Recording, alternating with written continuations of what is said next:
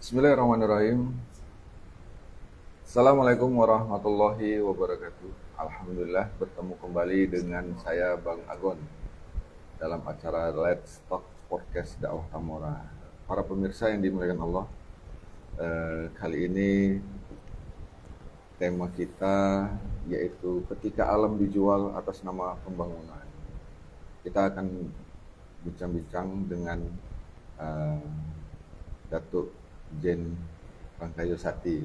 Saya suka salah nih nyebut namanya. Yang betulnya gimana nih? Datuk Sati. Datuk Sati, ya. Founder Dakwah Tamora. Nah, seperti yang kita pahami, dalam waktu belakangan ini ada film yang cukup viral, yaitu Pesta Bab 1. Ya, cerita tentang bagaimana hutan itu dialih fungsikan dengan fungsinya yang seharusnya untuk apa tuh namanya, untuk menjaga kelestarian hewan, sumber makanan penduduk setempat, tapi menjadi perkebunan yang katanya untuk ketahanan pangan, dan itu luar biasa filmnya. Nah, kita mungkin beranjak dari cerita itu, diskusinya ini. Jadi sesuai dengan tema kita, yaitu ketika alam dijual atas nama pembangunan. Ya. Ya, gimana kabarnya, Mbak? Alhamdulillah masih sehat. Masih sehat. Sehat. Ya. Jadi udah nonton filmnya, enggak? Fullnya belum. Belum, tapi udah ya. Cuma dari isinya udah tergambar lah. Bisa diinikan sedikit gimana tuh kalau menurut udah tentang film itu? Maksudnya baguskah atau perlu muncul lagi film-film seperti itu atau gimana nih kalau menurut udah? Kalau menurut saya dari segi pengungkapan fakta, ya ini bagus ya. Jadi munculnya film ini kan nggak hanya sebatas lempar produk ke pasaran terus dibebaskan masyarakat untuk milih, nggak. Jadi pembuat film ini juga melempar ide diskusi. Jadi mereka mensyaratkan komunitas-komunitas tertentu untuk mendaftar nonton bareng, kemudian membuka forum diskusi. Jadi kalau segi pengungkapan fakta ya bagus. Ya. Cuma mungkin untuk selanjutnya harus kalau ada lanjutannya, dari sisi sudut pandang Islam tentulah kita berharap solusi permasalahannya itu apa dari segi Islam. Oke. Jadi kan saya juga baru nonton juga filmnya kan. Nah, ternyata alih fungsi hutan itu sudah ada sejak tahun 90-an ya, dia. 90-an. Dari mulai Jawa, Sumatera, Kalimantan yang juga luar biasa kan. Kalau Sumatera ya kita juga sempat merasakan dampaknya kemarin kan di Aceh kan akibat dari alih fungsi hutan juga ya. Iya. Kemudian di Kalimantan tuh kalau saya tidak salah tuh yang menyebabkan kabut asap gitu ya. Iya. Masuk bencana. Dari saya SD itu. Ya. Masuk bencana nasional ya. Masuk bencana nasional. Nah, kemudian di Sulawesi, bahkan kalau dalam film Pesta Bab 1 itu kan di Papua ya. Jadi kalau menurut Uda terkait dengan kerusakan hutan, kemudian adanya alih fungsi lahan, ini kan terus terjadi nih. Padahal kita tahu nih bahwa dampaknya itu luar biasa ya kan, terhadap tatanan kehidupan masyarakat. Ya. Nah, ini kenapa nih bisa tetap terus terjadi gitu, kalau menurut? Jadi tadi saya baru buka data tentang deforestasi ya. Ternyata sampai tahun 2025 deforestasi di Indonesia itu sudah menyentuh angka 10 juta hektar lahan. Hampir seluas satu pulau Jawa. Jadi luar biasa kalau kita Nah, sebetulnya kalau bencana-bencana yang kita rasakan sekarang itu kan akumulasi dari deforestasi yang udah ada sejak dahulu. Mungkin zaman Soeharto mungkin ya. Nah, waktu itu kan pemerintah sedang giat-giatnya membangun food estate juga, swasembada pangan waktu itu. Yeah. Nah, swasembada pangan, kemudian juga areal transmigrasi, Kemudian juga alih fungsi lahan menjadi perkebunan sawit. Nah, termasuk juga pembukaan tambang. Nah, jadi semakin lama hal tersebut makin besar. Salah satunya dampaknya kita rasakan pas bencana Sumatera semalam. Adanya banjir, banjir bandang. Terus juga data-data dari komunitas pecinta hewan juga menunjukkan ada hewan-hewan atau tumbuhan yang sudah punah. Belum lagi termasuk masyarakat setempat, terutama masyarakat adat yang kehilangan lahan pencarian, kehilangan tanah ulayat. Itu kan luar biasa sebetulnya. Nah, jadi kadang saya berpikir juga, sudah bertahun-tahun kita mengalami kerusakan akibat deforestasi, kenapa masih lanjut? Nah, ternyata ada beberapa faktor yang membuat kerusakan tersebut seolah tak bisa terhentikan. Nah, pertama, pengelolaan sumber daya alam ataupun pengelolaan lahan kita di negara ini kan nggak lepas dari sistem perekonomian kapitalisme yang membuat pengusaha dan penguasa saling bekerja sama untuk terus melakukan deforestasi dengan berbagai dalih. Nah, ini tentu didukung oleh kekuatan yang di-backup oleh negara. Nah, ini tentu sulit bagi masyarakat untuk melawan itu. Nah, yang kedua, saya teringat semacam anekdot ya zaman penjajahan. Kenapa di zaman itu kadang-kadang penjajah itu nggak dianggap orang yang berbahaya?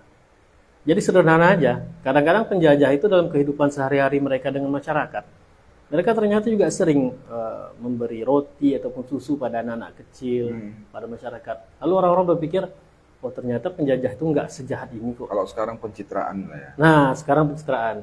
Jadi polanya mirip ini. Penjajahan pada zaman kolonialisme dulu dengan sekarang sebetulnya mirip. Kalau dulu mereka merampas apa yang menjadi hak kita dan memberikan secuil seolah-olah mereka adalah orang yang baik, ya sekarang seperti itu juga. Jadi orang-orang yang menjajah negeri ini dengan dalih pembangunan, ternyata juga kadang-kadang di hadapan masyarakat juga mencitrakan dirinya seolah-olah baik. Mereka rajin misalnya kampanye ataupun menampakkan diri di masyarakat seolah-olah mereka peduli, mereka seolah-olah memikirkan ini, memikirkan itu. Mereka juga kadang-kadang menyumbang beras. Padahal kalau kita pikir-pikir, jumlah yang mereka ambil dari kita dengan jumlah yang mereka beri itu kan berbeda jauh. Tapi kadang-kadang masyarakat justru melihat yang diberikan itu aja, bukan yang mereka ambil. Jadi seolah-olah, oh ternyata ini bermanfaat kok untuk kehidupan kita, yaudah biarkan. Nah, yang ketiga, kita nggak bisa menampik, pasti ada intimidasi jika ada sesuatu yang menyangkut penguasa ataupun orang-orang di balik penguasa. Jadi suara-suara kritis itu kan selalu dibungkam. Kalau nggak dibungkam, dibujuk dengan uang atau penjabatan. Kedudukannya. Nah, inilah salah satu penyebab kenapa kerusakan-kerusakan itu sampai sekarang terus terpelihara. Jadi seolah nggak ada habisnya. Padahal ini ya kalau dalam ini balik ke film itu ya. Padahal kan dilakukan deforestasi itu dari mulai masa-masa Orde Baru sampai sekarang itu kan nggak ada yang berhasil nih, gagal semua kan ya. Gagal dilanjutkan sama masa kekuasaan ini, gagal dilanjutkan lagi gitu ya. Ya itu. Tapi tetap berlangsung ya. Kadang ini juga ya lucu juga kan. Kemudian dampak ke masyarakatnya juga nggak ada. Bahkan mereka jadi korban. Dan ada yang mengungsi ke daerah lain, bahkan ke negara lain kayak di Papua itu kan, mengungsi ke Papua Nugini ya. Nah, kalau ini enggak, kalau kita bicara ini ya, mungkin deforestasi untuk ketahanan pangan, ya kan? Atau untuk pembangunan lah kita bilang kan, untuk pembangunan. Nah, kalau udah melihatnya apa yang dilakukan oleh pemerintah itu terkait dengan upaya mereka lah kan untuk menjaga ketahanan pangan atau untuk pembangunan itu sebetulnya kalau realitasnya lah kan, realitasnya itu lebih ini ya. Itu siapa nih yang diuntungkan nih kan? Apakah memang masyarakat khusus masyarakat setempat yang memang di daerah hutan tersebut atau di daerah di mana tempatnya itu dideforestasi, atau memang ada pihak-pihak lain yang diuntungkan? Kalau saya melihat seperti ini, kita bisa melihat perbandingan siapa pengelola dan kondisi masyarakat setempat.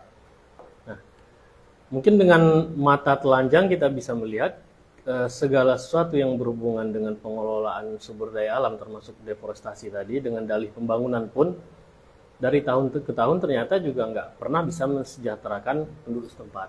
Yeah. Nah, begitu besar cadangan emas di Papua misalnya, tapi sampai sekarang kita nggak bisa melihat sejahteranya masyarakat Papua. Gitu. Yang ada malah kerusakan alam itu ya semakin menjadi, adanya binatang-binatang yang kehilangan tempat tinggal, bencana ekologis, sampai juga berbagai konflik yang terjadi di sana. Konflik antara orang-orang yang merasa berhak karena itulah tanah miliknya, dan pemerintah yang merasa berhak juga karena itulah yang dikelola oleh negara katanya. Padahal belakang itu kan sebetulnya bukan negara juga. Ada pengusaha besar di balik itu. Ya, contohnya Freeport itu kan bukan milik negara. Nah, jadi hal-hal ini memang nggak pernah bisa mensejahterakan rakyat sebetulnya. Bukan hanya Papua, kita bisa melihat juga contohnya di tempat-tempat lain juga seperti itu.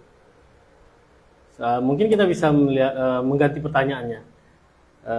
Di daerah mana yang pengelolaan sumber daya alam di negeri ini yang justru bisa mensejahterakan rakyatnya? Saya rasa nggak ada. Berbagai dalih dengan inilah misalnya swasembada atau food estate. Dari tahun ke tahun toh kita juga angka impor kita juga masih tinggi. Yeah. Malah dalam perjanjian Board of ART yang antara kita dengan Amerika, kita juga tetap diwajibkan untuk impor jagung misalnya dari Amerika tiap tahunnya. Padahal di zaman Prabowo begitu digembor-gemborkan kan food estate, berarti kan salah satunya gagal, ditambah lagi hal lain wajib impor. Mungkin jagung sana lebih bagus nggak? Bisa jadi. Ya. Atau Jadi kita nggak bisa. tanah kita nggak bisa nanam jagung. Kita nggak bisa nanam jagung ya. Jadi memang dengan mata telanjang kita bisa melihat berbagai program yang mengakibatkan kerusakan seperti itu memang nggak pernah bisa mensejahterakan rakyat. Apapun itu, ujung-ujungnya ya impor juga. Kadang ini juga ya, nggak habis pikir juga ini terkait dengan impor-impor itulah kan. Kalau saya tidak salah, kita dulu entah ya kalau sekarang masih impor garam ya. Wah, pernah impor garam. Ya, pernah impor garam kan. Dengan alasan Indonesia masih belum mampu. Ya kadang kita mikir gini kan, apakah pantai Indonesia ini airnya udah nggak asin lagi atau gimana gitu kan? Atau pantainya kurang panjang ya? Panjang. Atau kita impor beras, impor apa lagi ya? Kadang yang nggak apa ya, barang-barang yang kadang nggak masuk akal kita, macam kita nggak punya gitu kan. Padahal kalau kata lagu siapa itu ya, tongkat dan batu jadi tanaman. Iya. Kan? Nah, ya memang iya kan, gitu kan. Kita Seharusnya. batang ubi itu kita lemparkan aja bisa itu. Kan? Iya. Tapi kok bisa impor gitu? Apa itu masalahnya tuh? Kenapa impor? Apakah memang dari impor itu ya kalau wacana yang dibuat pemerintah itu kan jadi ya kayak udah bilang kita belum mampu. Iya. Atau memang ada keuntungan gitu atau gimana nih? Kenapa kita harus ini? Ya. Kalau impor dari luar, yang jelas tentunya itu kan pasti ada pemegang proyek. Oh iya. Ya. Jadi kalau ada pemegang proyek, pasti ada orang-orang yang diuntungkan dari itu. Misal saya kalau diberi mandat untuk mengambil barang dari satu tempat dan membagikannya di satu tempat, dan yang diberi mandat hanya saya sendiri, pastinya saya akan mendapat keuntungan besar yang nggak punya pesaing apapun pastinya. Nah, importirnya juga seperti itu. Mereka diberi mandat atau mendapatkan legalitas untuk mengimpor sesuatu dari luar negeri dengan direstui oleh negara, mereka melemparnya ke dalam negeri, ya otomatis walaupun mungkin kebutuhan rakyat di satu tempat itu tercukupi, tapi keuntungan itu mengalir untuk siapa? seharusnya kan lebih gini ya, kalau memang impor itu nggak ingin ada, kenapa bukan petani setempat yang diberdayakan? Kenapa bukan lahan sendiri yang diolah? Iya, iya. Kenapa bukan pupuk kita sendiri yang disubsidi untuk para petani? Kenapa harus mengambil jalan pintas impor? Dikit-dikit misalnya kalau beras mahal, solusinya impor. Minyak goreng mahal, impor. Apapun impor. Iya, iya. Kenapa nggak pernah memberdayakan yang ada?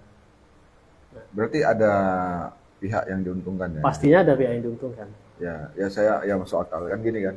Misalnya saya nih udah pingin barang nih kan, Iya. pingin barang, bisa nggak kau usahakan aku pingin ini kan. Saya lah yang disuruh mencari kan.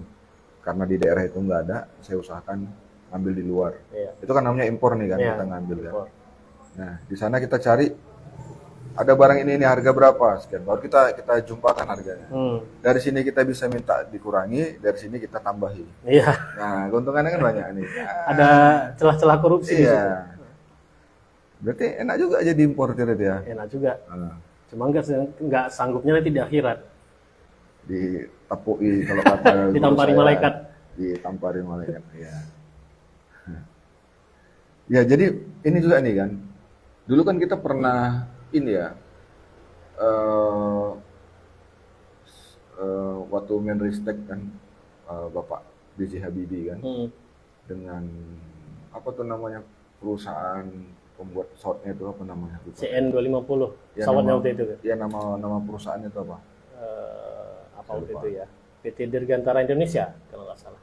Ya gitulah kan. Tapi kan ada produk yang sudah kita buat ya, Iya. pesawat. Dan terakhirnya kan ditutup ya. Iya. Dan indikasi penyebab digagalkannya karena impor itu juga. Iya kan. Untuk apa? Mungkin gini kan. Untuk apa kalian repot-repot? Importirnya kan ngomong nih. Untuk apa kalian repot-repot buat pesawat? Iya. Bagus kalian ini aja ada keuntungan nanti sini. Ya tutuplah. Apalagi pada waktu itu yang mendominasi pesawat dunia itu kan kalau nggak Airbus, Boeing. Iya. Nah, jadi satu sisi mereka nggak ingin kehilangan lahan bisnis, satu sisi yang punya lahan basah juga nggak ingin kehilangan pemasukan. Ya mirip-mirip seperti itu juga. Nah dalam impor barang-barangnya juga seperti itu sebetulnya. Mungkin kita bisa melihat impor itu kadang-kadang seringnya apa ya namanya, menjamur ya, atau kebijakan itu diambil secara besar-besaran. Biasanya kan sebelum pemilu juga. Sebelum pemilu kita bisa melihat ada gitu banyak keran impor yang dibuka untuk pengusaha-pengusaha. Nah, kita juga kadang bertanya, keuntungannya itu mengalirnya finalnya itu ke siapa? Dan yang memberikan izin dan legalitas untuk impor juga siapa? Nah, tentunya ada permainan antara pengusaha dan penguasa. Iya ya. Memang terakhirnya kita sebagai masyarakat ditokoh-tokohi aja nih ya. Iya. Kita mungkin satu sisi senang, oh ada barang masuk dari luar, jagung kurang, oh ada jagung kok, ada banjir jagung di perusahaan. Iya. Tapi kadang-kadang impornya juga dua sisi mata uang. Misal ketika langkanya beras di pasaran, maka diambillah jalan pintas impor. Di satu sisi masyarakat mungkin bisa gampang mendapatkan beras, tapi bagi para petani yang mereka sudah menanam padi sekian lama, hampir 4 bulan ya, gitu dipanen mau dijual, ternyata karena banjirnya impor otomatis harganya turun. Kalau dalam ilmu ekonomi kan seperti itu, begitu banyaknya barang otomatis harganya turun. Nah, jadi memang kebijakan impornya juga nggak bisa kita sebut mensejahterakan masyarakat, walaupun bisa memenuhi kebutuhan masyarakat. Ya kalau bahasanya lebih banyak apanya ya, lebih banyak kerusakan yang ditimbulkan ya. Banyak kerusakan Ya kan? tanpa disadari. Kalau keuntungan mungkin hanya beberapa ini aja ya. Baik, udah. Kita tinggalkan dulu masalah impor-impor kita kan. Kita kembali ke bahasan kita ini. Agak melenceng. Iya. Ya namanya juga bincang-bincang Iya. ya kan. Let's talk podcast ini. Bincang-bincang ya. Bisa jadi nanti bincangnya kemari terus ini. Iya. Tarik lagi atau nanti kemari gitu ya. Nah, terkait dengan inilah memperlakukan alam kan, dan hutan. Kita paham nih kan bahwa alam atau hutan itu kan ciptaan Allah Subhanahu wa taala. Iya. Nah, kalau dalam pandangan Islam, nah, bagaimana seharusnya manusia itu memperlakukannya gitu. Biar ada ini sih, apa ya? Apa namanya? Kalau simbiosis mutualisme lah ya. Ya kan, saling ini antara manusia kemudian dengan alam, sama-sama alam juga membutuhkan manusia, manusia membutuhkan alam. Iya. Tuh gimana nih kalau dalam pandangan Islam, gimana nih cara memperlakukan alam itu seharusnya gimana? Mungkin ini analoginya seperti kita memperlakukan diri kita sendiri juga mungkin. Oke. Allah ngasih kita tubuh, mau kita apakan? Apakah itu berarti kita berhak keluar pamer aurat misalnya? Apalagi khususnya pembahasan untuk perempuan ya. Apakah ketika Allah memberikan mereka anugerah wajah yang cantik, tubuh yang bagus, apakah itu berarti mereka berhak keluar menjadikan tubuhnya itu objek marketing misalnya? Eksploitasi ya. Atau objek eksploitasi untuk memperoleh keuntungan. Tentunya kan enggak juga. Jadi tetap ada aturan-aturan yang harus mereka pakai walaupun tubuh mereka itu saat ini mereka yang punya. Nah, berbeda dengan proses barat ya, my body is my right. Artinya mereka bebas melakukan apapun, ini kan tubuhku. Terserah mau pakai rok mini, mau keluar pakai tank top segala macam, nggak ada yang berhak melarang kok. Nah, dalam Islam nggak seperti itu. Nah, ternyata di dalam pengelolaan alam juga seperti itu. Allah memberikan kita nikmat berupa alam dan semestanya dan segala isinya. Ternyata juga nggak boleh sewenang-wenang kita perlakukan. Juga nggak boleh kita ambil sebanyak-banyaknya. Nah, saya tertarik dengan sistem pembagian kepemilikan dalam Islam ya, tentang kepemilikan individu, kepemilikan umum, dan kepemilikan negara. Artinya dalam Islam konsepnya itu jelas, apa yang dimiliki individu itu tetap dimiliki individu, yang dimiliki oleh negara tetap milik negara, yang milik umum juga milik umum. Nah, misalnya gini, kita kadang-kadang kan melihat orang memakai badan jalan untuk pesta, sering ditutup, ada yang ditutup full, ada yang ditutup setengah. Nah, nggak boleh ya? Alasan mereka udah dapat izin kok dari Pak RT, udah dapat izin kok dari Dishub, atau mungkin kalau ada yang kenalan presiden udah dapat izin kok dari presiden. Nah, padahal jalannya itu milik siapa? Itu milik umum dan nggak boleh dipakai untuk kepentingan pribadi. Nah, di dalam Islam juga seperti itu. Apapun yang termasuk milik umum, seperti halnya api, air, dan ladang gembala, yaitu termasuk hutan dan segala isinya, termasuk sumber daya alam, adalah milik umum yang wajib dikelola oleh negara, bukan swasta. Dan hasilnya juga wajib dikembalikan pada umat atau masyarakat. Nah, jadi aturan-aturan seperti inilah yang membuat pengelolaan sumber daya alam dalam Islam itu jauh dari kerusakan.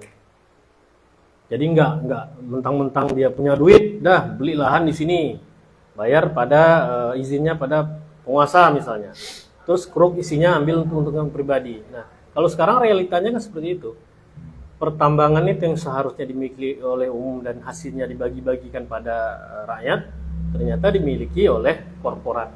Yang diuntungkan siapa? Ya mereka. Sementara rakyatnya, mereka kehilangan tanah, dapat bencana ekologis, kehilangan tanah ulayat, kehilangan mata pencarian. Seperti masyarakat Papua itu kan mereka sudah merindukan lagi yang namanya sagu. Bahan pokok mereka kan. Mereka juga mungkin sudah merindukan bisa berburu lagi di hutan seperti biasa. Nah, semakin banyak deforestasi ini tentu juga membuat tumbuhan dan hewan yang mereka cari selama ini, yang mereka gantungkan hidupnya pada itu pasti semakin berkurang. Artinya mereka juga akan semakin terpinggirkan dari situ. Nah, inilah bedanya sistem pengelolaan alam dalam Islam dengan sistem sekarang yang sekuler. Jauh Jadi, beda ya. Ada batasan-batasannya ya. Ya, ada batasan-batasannya. Jadi nggak mentang-mentang punya duit terus sesuka hatinya, ya nggak seperti itu juga. Ya, kita bisa bayangkan kan yang namanya manusia itu secara ya kalau gini lah kan. Barang milik umum tapi dikelola pribadi ya. Jadi kan ada persepsi gini nih, ini lagi aku nih yang memiliki ini kan, tugas lah ini kan, biasa kan, sebanyak-banyaknya ya kan. Ya, kalau bisa misalnya ada waktu seminggu kan untuk menguasai ini tuh, kalau bisa seminggu tuh dikerok sampai kering ya kan, yang sudah bangkis itu kan, jadi dampaknya nggak dipikirkan ya. Jadi memang makanya dia kalau dia barang umum tidak boleh dimiliki oleh pribadi. pribadi, Iya. tapi harus dikelola oleh negara Oleh negara untuk kepentingan untuk kepentingan rakyat umat lagi. ya. Nah, Balikkan lagi ke umum. Misalnya tadi ya kita buat sekolah ya kan untuk ini juga ya. iya. Makanya kita nggak heran kalau dalam masa pemerintahan Islam itu kan pendidikan dan pengobatannya itu kan ditanggung oleh negara. Nah, kenapa bisa seperti itu ya? Karena mereka mendapatkan sumber dananya itu dari barang milik umum yang mereka kelola dan dikembalikan pada rakyat. Nah, makanya saya pernah merasa aneh waktu ada acara debat capres-capres. Ada yang punya wacana untuk menjadikan pendidikan gratis. Saya waktu itu mikir gini, loh, pendidikan gratis dananya dari mana? Otomatis karena dana kita 90%-nya dari pajak, pasti APBN-nya akan mengambil dari pajak. Nah, ketika dana ini nggak mencukupi, ujung-ujungnya apa? Berutang pada luar negeri. Ketika utang nggak sanggup bayar, tarik lagi pajak dari rakyat. Artinya yang seharusnya gratis itu nggak betul-betul gratis. Atau yang sekarang ini yang lagi viral, makanan gratis. Orang yang berpikir, oh bagus kok, ada makanan gratis, lumayan. Emak-emak nggak perlu lagi repot-repot bikinkan bekal dari rumah. Lumayan ada orang-orang yang bisa dapat kerja di situ. Nah, cuma kalau kita telah lebih jauh kan di situ ada juga ini sumber dana untuk menggaji orang-orang ini dari mana. Nah, ini sekarang ketika digenjot terus itu kan otomatis mengurangi APBN ya. Dana APBN yang dianggarkan itu pasti semakin berkurang. Nah, ujung-ujungnya pasti apa? Nanti akhirnya akan narik lagi pajak dari rakyat. Ada sektor pajak lagi yang akan digenjot. Bisa-bisa kita keluar nanti nggak ada pakai ini pakai itu, langsung kena pajak. Apakah itu dalam bentuk tilang ataupun dalam bentuk denda, atau bisa jadi nanti entah didatangi ke rumah, bisa saja. Ya. Berarti ya bukan hanya itu ya, setiap kebijakan-kebijakan yang dilakukan pemerintah, misalnya pelayanan lah ya, pelayanan pemerintah terhadap masyarakat yang sifatnya itu gratis, sebetulnya Nggak gratis. iya hakikatnya nggak gratis ya. Iya. Tadi kan udah bilang bahwa itu kan dibiayai oleh APBN negara, sementara APBN kita itu diambil dari Pajak. pajak. Patut apa aja pun dipajak sekarang kan gitu kan. Jadi ibaratnya ironisnya gini, kita pontang-panting nyari duit untuk bayar pajak, dan ketika waktu kita dapat yang gratis ini, kita berpikir, oh bagus kok kebijakannya. Karena kita nggak nyadar ini, kita keringat kita yang diperas ini tiap hari makin banyak untuk membiayai itu. Jadi nggak pernah betul-betul gratis hakikatnya. Nah, sayangnya kan nggak semua orang sadar hal seperti itu. Termasuk tadi seperti halnya penjajah yang memberikan roti pada rakyat jajahan itu kan disangka baik juga. Nah, termasuk juga sekarang para pengusaha ataupun penguasa yang berada di balik deforestasi ini, mereka juga pasti untuk mengendalikan opini di masyarakat, untuk mengendalikan arus massa, pasti juga harus sering berbagi ke masyarakat sekitar. Apakah itu dalam bentuk bagian sembako atau dalam bentuk pembangunan hal-hal yang dibutuhkan oleh masyarakat di situ, entah itu sumur ataupun tempat ibadah, ataupun hal seperti itu. Ini macam apa nih ya? Ada tuh minuman apa tuh? Sapi punya susu, beruang dapat nama. Iya, Nah, iklannya naga. Iklan naga ya. Yang punya susu sapi, yang dapat nama Beruang. Yang terkenalnya naga. Jadi yang dapat nama itu pemerintah, yang pontang-panting ya tetap masyarakat. Tetap masyarakat juga. Wah, ini gratis nih. Ini padahal kita juga dipres kan. Iya. Ya. Baik, udah. Sebelum kita lanjutkan, saya ingin menyapa pemirsa. Apakah jadi para pemirsa yang dimuliakan Allah, kita boleh nih diskusi kan. Nah, jadi kalau ada yang mau ditanyakan atau ada mau ngasih masukan atau apa gitu, ya boleh dibuat atau ditulis di kolom chat di live streaming kita ini. Nah, nanti biar ada. Belum ada. Oke, baik. Ternyata belum ada udah. Belum ada. Nah, ini ya.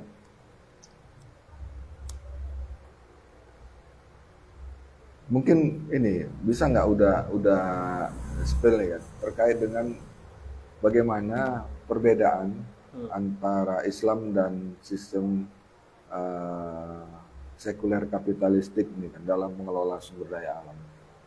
Eh, Wabil khusus hutan nih. Kalau dalam Islam itu kan ada larangan untuk merusak lingkungan ya salah satu. Nah, proyek-proyek deforestasi, apakah itu untuk swasembada pangan, apakah itu untuk pemukiman ataupun untuk bukaan lahan sawit misalnya, itu kan nggak lepas dari industri sebetulnya. Nah, prinsip industri dalam kapitalisme itu tentu adalah mencari keuntungan yang sebesar-besarnya Dengan modal yang sekecil-kecil. dengan modal yang sekecil-kecilnya. Nah, artinya apa? Artinya apapun yang mereka kerjakan, kalau bisa ada suara-suara sumbang di balik itu tentu harus dihentikan sesegera mungkin. Nah, kenapa bisa seperti itu? Karena industri dalam sistem kapitalisme itu juga sangat rawan untuk merusak lingkungan. Salah satunya limbah. Limbah ataupun tadi dalam deforestasi itu misalnya juga nggak akan mempertimbangkan bencana ekologis apa yang akan dialami oleh masyarakat. Nah, contoh besarnya itu kan yang di bencana Sumatera itu tuh sangat gamblang gitu ya. Betapa deforestasi itu yang sudah berjalan puluhan tahun ternyata membuat bencana ekologis, tanah nggak sanggup lagi menampung beban air yang segitu besar. Nah, jadi mereka kan memang nggak memikirkan dampak kedepannya seperti apa. Ibaratnya yang kayak Ustadz bilang tadi, selagi menguntungkan ya hajar aja, gas aja. Masalah nanti itu merusak lingkungan, ya udah urusan belakangan. Nah, sebetulnya dalam Islam pun hal seperti ini juga ada mendapat kritikan selain Islam. Ada aktivis Greenpeace yang juga rajin menyoroti masalah kerusakan lingkungan. Tapi tentunya yang melatar belakangi mereka menyuarakan kritik dengan pandangan Islam menyuarakan kritik terhadap itu pasti beda. Mereka menyuarakan kritik tentang kerusakan lingkungan pasti dengan tolak ukurnya adalah manfaat ataupun keuntungan.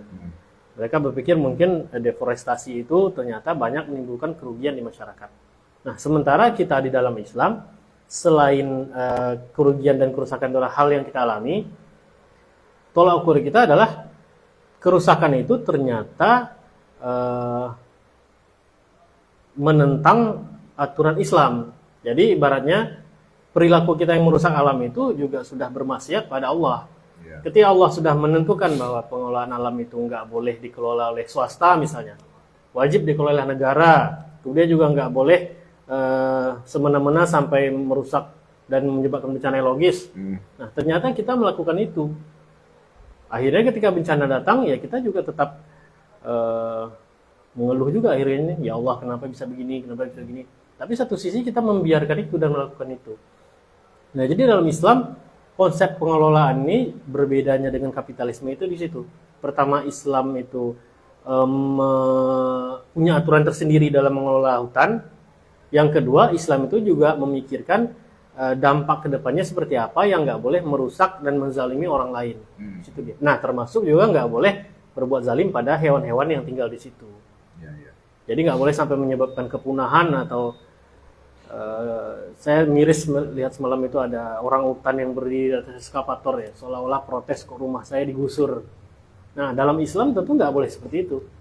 Zalim pada binatang pun kan dilarang. Sampai-sampai Umar bin Khattab pun sampai kepikiran kalau jalan yang berlobang di wilayah kekuasaannya sampai bisa bikin seekor keledai jatuh dan mati.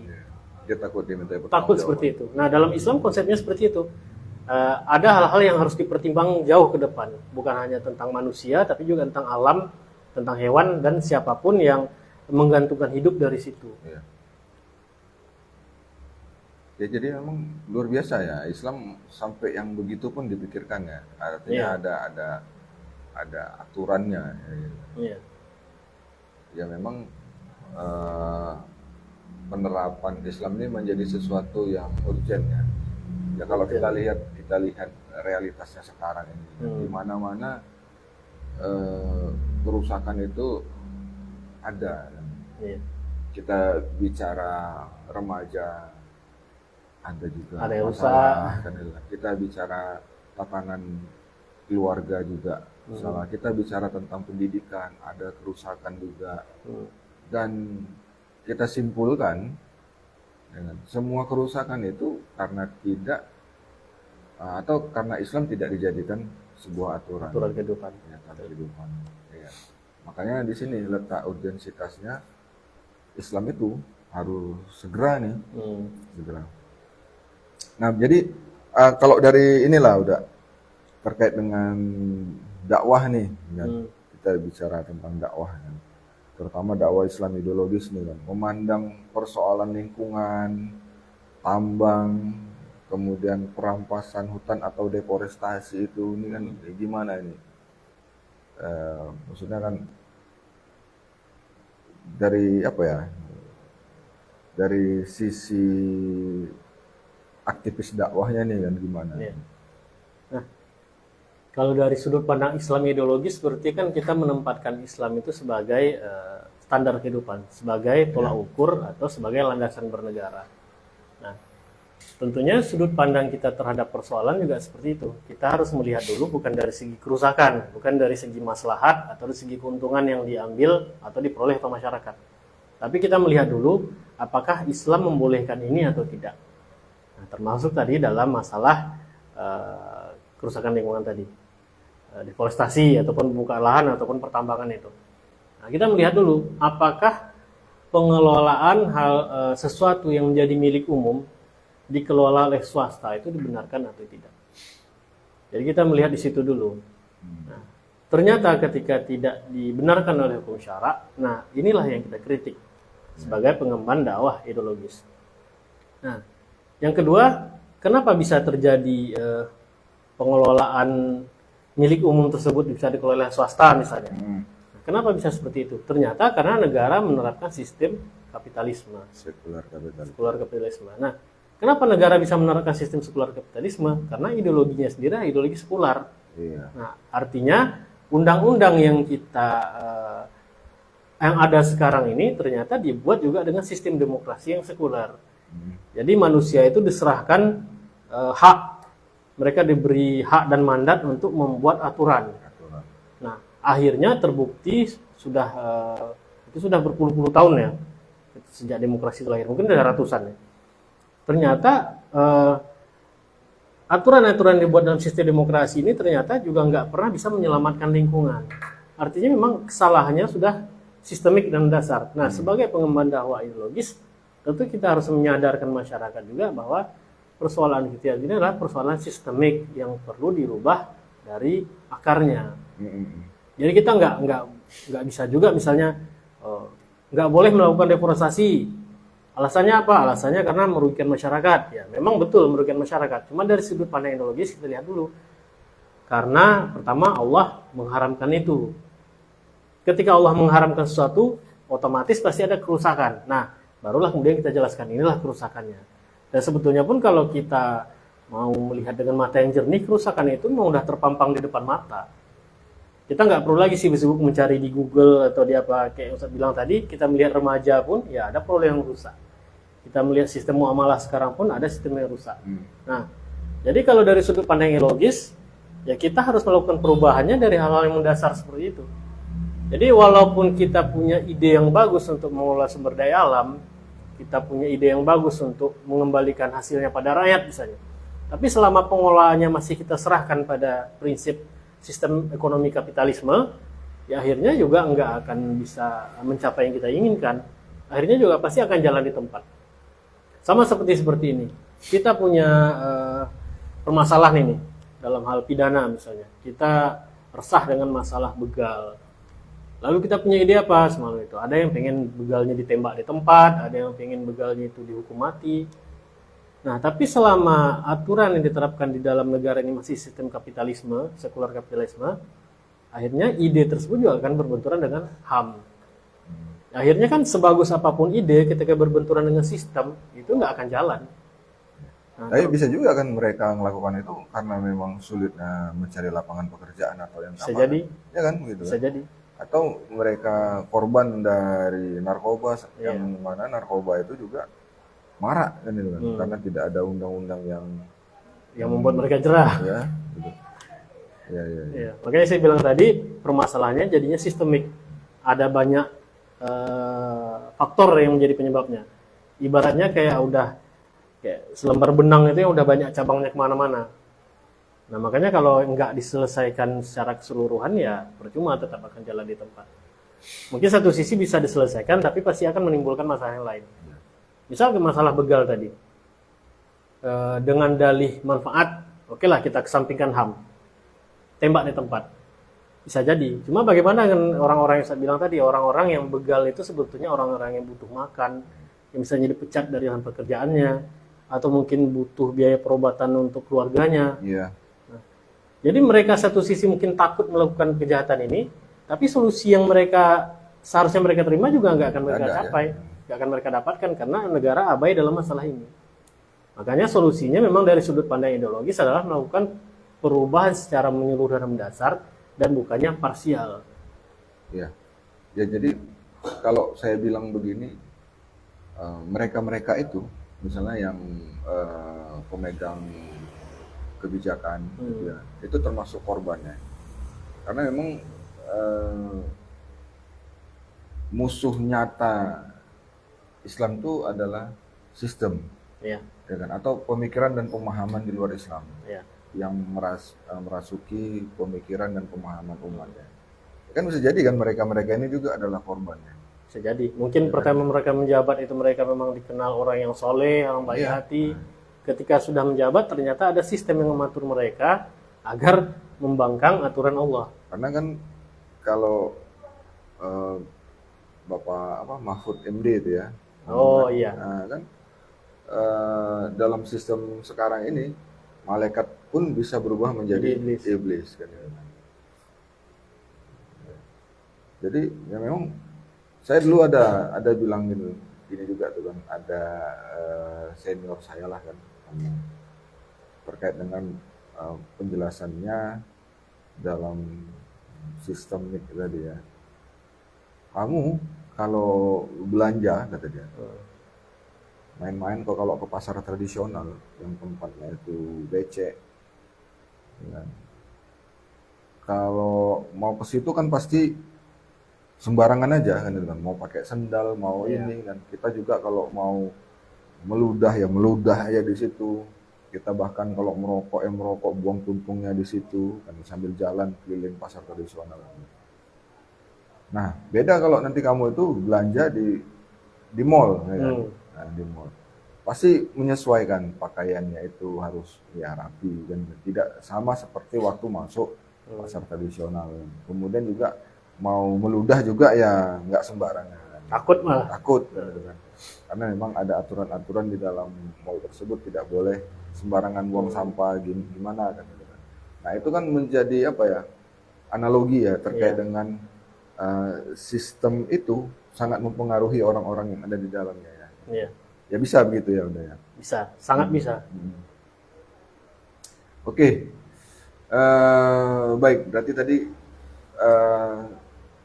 dalam dakwah Islam ideologis itu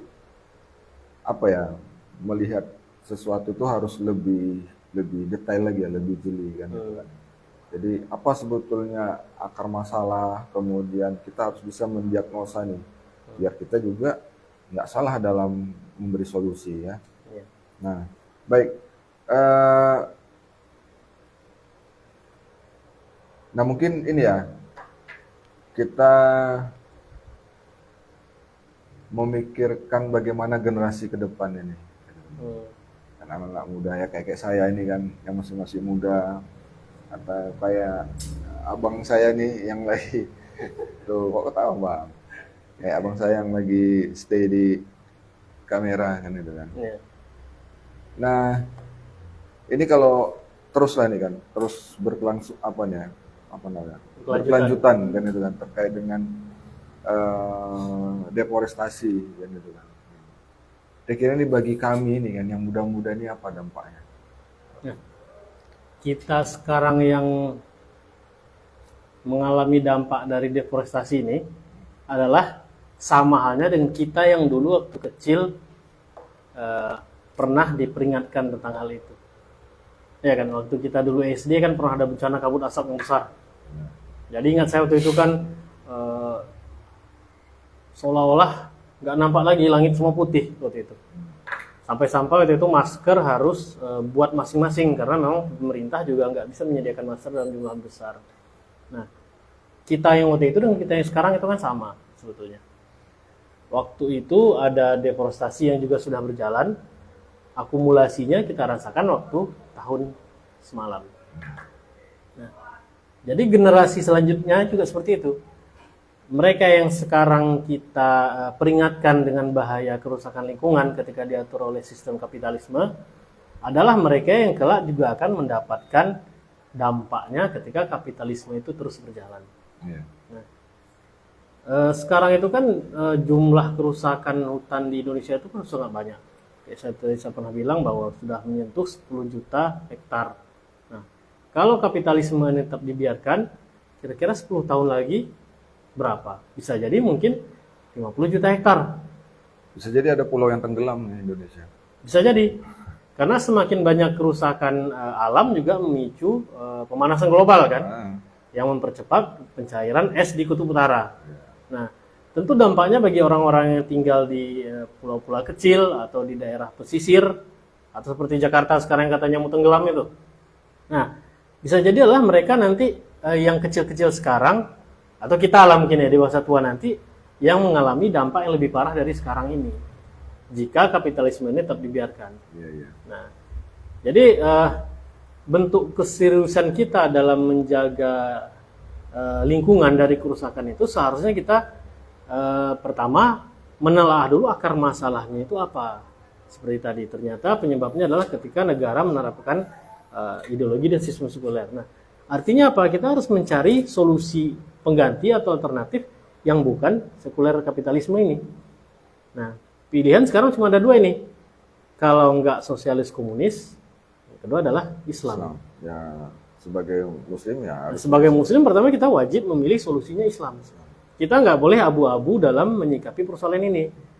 Misalnya karena takut ditinggalkan jamaah, takut dipersekusi, takut dimusuhi masyarakat, terus kita mengatakan bahwa solusinya tetap jalankan juga lah sekuler kapitalisme cuma dengan cara yang lebih baik. Enggak saya seperti itu. Kita harus tetap yakin mengatakan bahwa solusinya adalah Islam. Nggak ada yang lain.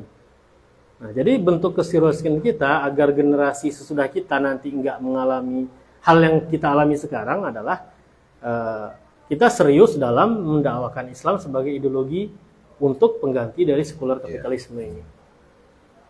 Ya berarti apa ya? Bahaya juga nih ya ke depannya kalau terus dibiarkan. Nah, bisa jadi ini juga nih ada yang sekarang ini ke depannya bisa jadi hanya tinggal cerita. Ya mungkin kan? Kalau kita sekarang masih bisa lihat orang hutan, mungkin 20 tahun iya, lagi bisa jadi nggak ada. Mungkin kayak Bang Adet ikan betik nggak tahu ya. Ya, saya ingat lu kan, dulu waktu masih SD tuh kan, di depan rumah tuh ada paret-paret apa tuh, paret-paret rumah tuh, mancing masih enak tuh, ikan betik tuh dapat, ya kan. Nah sekarang ikan gobi pun udah nggak ada lagi kan itu. Iya, jarang ya. Nah, karena memang saluran air itu udah habis kan, jadi apa namanya ya, ekosistemnya rusak jadi kan. Dan sampai sekarang ya kita sulit untuk mencari ikan yang seperti itu. Padahal tuh enak tuh ikannya. Pernah coba ikan betik? Yalah, anak-anak Gen Z nggak tahu. Anak milenial masih merasakan. Nah, baik udah. Ini nggak terasa kita udah mulai di penghujung ini kan. Jadi mungkin sebelum kita akhiri, saya ingin menyapa lagi nih, apa ada yang mau didiskusikan dari teman-teman yang stay di dakwah Tomona? Ada? Nggak ada ya, oke. Kalau nggak ada, nah terakhir ini udah, mungkin nanti sekalian udah apa ya, sampaikan juga petuah-petuhan nih untuk kami yang muda-muda nih kan, dalam apa ya, untuk menjaga apa namanya tatanan kehidupan ya kan. Dengan apa nih kan, misalnya terkait dengan interaksi kita dengan lingkungan dan lain sebagainya. Nah, kemudian yang menjadi pertanyaannya begini ini kan, apakah eh, menjaga lingkungan itu juga bagian dari ibadah dan menjadi tanggung jawab kita lah dan sebagai apa namanya, sebagai khalifah nih kalau dalam surah Al-Baqarah di ayat 32 kita kan khalifah di muka bumi ini kan. Apakah bagian dari tanggung jawab kita nih? Menjaga alam itu kan berarti sebuah amal perbuatan. Kan amal perbuatan. Nah, ketika kita menjaga alam ini dengan amal perbuatan yang ditentukan oleh hukum syara, ini tentunya pasti berbuah pahala. Sebaliknya ketika kita memperlakukan alam ini nggak sesuai dengan apa yang ditetapkan oleh Allah, yang ditetapkan oleh hukum syara, berarti kan kita mendapat dosa. Nah, artinya ketika kita menjaga alam ini, memperlakukannya, mengolahnya, termasuk juga tinggal di dalamnya sesuai dengan tuntunan syara, jadi secara amal perbuatan ini bisa memang punya nilai ibadah tersendiri. Tapi bukan ibadah madah ya. Nah, ini punya nilai ibadah tersendiri. Nah, jadi kalau sekarang ini kita melihat orang-orang yang mengatur alam ini ternyata jauh dari apa yang Allah tentukan, berarti mereka secara langsung sudah menentang sang pencipta itu sendiri. Nah, jadi kalau kita memang serius merasa sebagai hamba yang bertakwa misalnya, nah, hamba yang bertakwa itu kan berarti dia terikat pada hukum syara, dia wajib mematuhi hukum Allah dalam setiap aspek kehidupan. Nah, selain itu dia juga harus menyikapi kerusakan sekarang ini dengan solusinya ya juga harus ditentukan oleh hukum syara. Kita sebagai muslim nggak boleh bersikap abu-abu dalam menyikapi persoalan yang ternyata persoalan itu jauh dari hukum syara. Kita harus jelas mengatakan, oh ini ternyata perbuatan yang haram. Solusinya apa? Solusinya seperti ini dalam Islam. Nah, kita sebagai muslim, apakah kita para dai ataupun para politikus, para negarawan, apakah itu tokoh masyarakat, juga harus secara tegas mengatakan kerusakan alam sekarang itu adalah karena ulah tangan manusia, ya kan? Karena manusia sendiri yang membuat aturan untuk mengelola alam itu, bukan aturan yang bersumber dari sang pencipta. Nah, artinya kita sebagai muslim harus kembali pada aturan Allah tersebut. Kalau memang kita mau selamat di dunia dan akhirat. Nah, kalau kita memang betul-betul peduli pada generasi sudah kita juga seperti itu. Jadi jangan biarkan kerusakan ini terus berlanjut, sementara kita juga nggak memberikan Islam sebagai solusinya. Kita masih tetap memberikan solusinya cuma sekedar gonta-ganti pemimpin, ataupun solusi tambal sulam, perbaiki ini, bolong di sini, perbaiki ini, bolong sini, nggak seperti itu. Itu adalah solusi yang nggak serius dalam memikirkan umat. Jadi orang Islam yang betul-betul serius dalam memikirkan permasalahan umat, haruslah dia memberikan solusi dari Islam. Hanya Islam dan bukan yang lain. Seperti itu. Cukup. Baik. Baik pemirsa yang dimuliakan Allah, demikian tadi bincang-bincang kita dengan udah lupa lagi. Iya. Datuk Sati. Nah, terkait dengan bagaimana Islam itu seharusnya mengelola alam, dan kita juga harus memikirkan ini kan, bagaimana generasi sesudah kita kan. Jadi kita juga harus memberikan Islam sebagai solusi dalam tata kelola alam kita. Mungkin demikian. Saya mohon maaf bila ada kata-kata yang kurang pas, dan saya mohon ampun kepada Allah Subhanahu wa taala. Saya Bang Agon undur diri.